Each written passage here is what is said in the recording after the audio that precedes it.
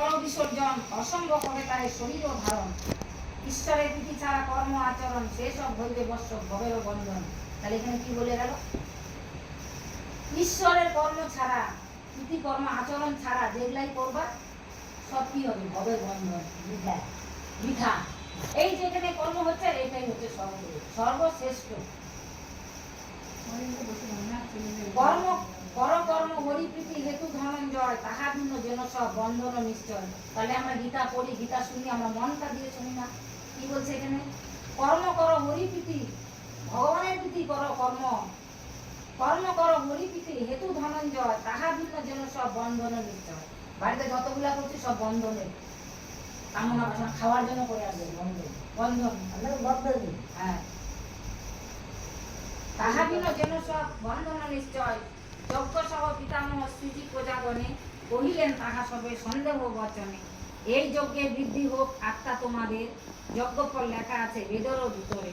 তাহলে কি বলছে? এই যজ্ঞের বৃদ্ধি হোক, এটাও কিন্তু যজ্ঞ। এই যে যজ্ঞ কি বলছে? এটা বলছে এই যজ্ঞে বৃদ্ধি হোক আত্মা তোমাদের। তাহলে আত্মাটাকে এই যে আসছি শান্তি লাগতেছে, মনে হচ্ছিল কতক্ষণে আসবো। হ্যাঁ, তাহলে কি বলছে? এই যজ্ঞে বৃদ্ধি হোক আত্মা তোমাদের। তাহলে আত্মাটা শান্তি হইল।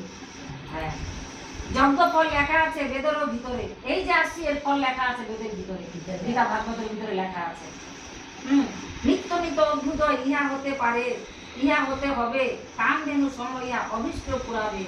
দেবগণ সদাতুষ্ট যজ্ঞ অনুষ্ঠানে, অথেব যজ্ঞ সবে পরশুদ্ধ মনে। যজ্ঞে তুষ্ট দেবগণ মঙ্গল করিবে, পরস্পর সংবর্ধনে কল্যাণ সাধিবে। পরিতৃপ্ত যজ্ঞে যদি হয় দেবগণ, করিবে নিশ্চয় তারা অভিষ্ট পূরণ। যদি দেবতার পূজা করো, ভালোভাবে যদি নিষ্ঠাভাবে করো, তাহলে তোমার অভিষ্ট পূরণ করবে।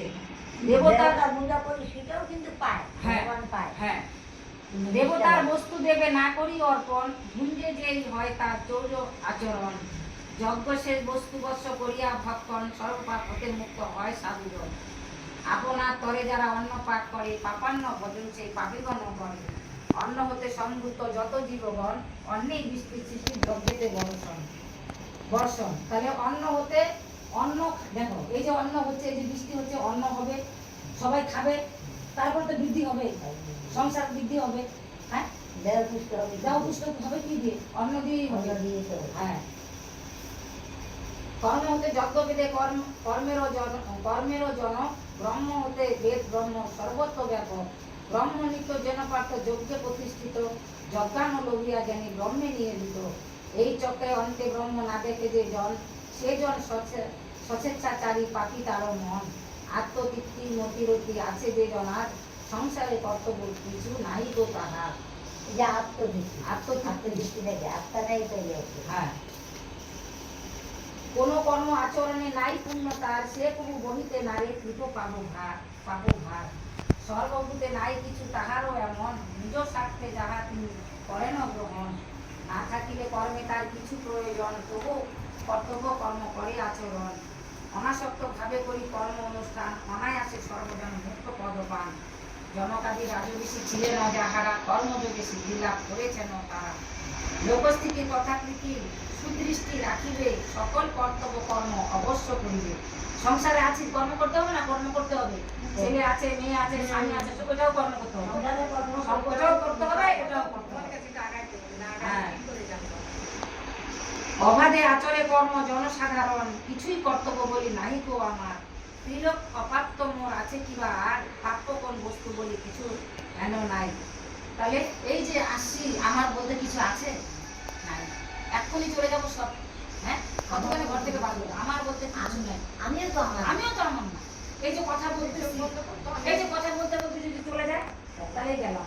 তাহলে এই যে আমিটাকে, এই যে কথা বলতেছি, এটাই হলো আমি। কার অঙ্গে ধাপ দিবা? তাহলে এই যে ত্রিলোক অপাত্য মোর আছে কিবা আর, কি আছে? এই ত্রিলোকের ভিতরে ছেলে মেয়ে আমার নাম। প্রাপ্য কোনো বস্তু বলি কিছু হেন নাই, তথাপি কর্মেতে আমি রত সর্বদাই। তাহলে আমার কিছু নাই, তবু আমি কর্মের মধ্যে রত আছি। আলস্যে তেজিয়া যদি কর্ম নাই করি, কিরূপে চলিবে লোকে মম পথ ধরি। ভগবান বলছে অলস্য করিয়া যদি আমি, ভগবানের কত কাজ, ভগবানের কত কাজ, সারা বিশ্ব চালাচ্ছে ভগবান। হ্যাঁ,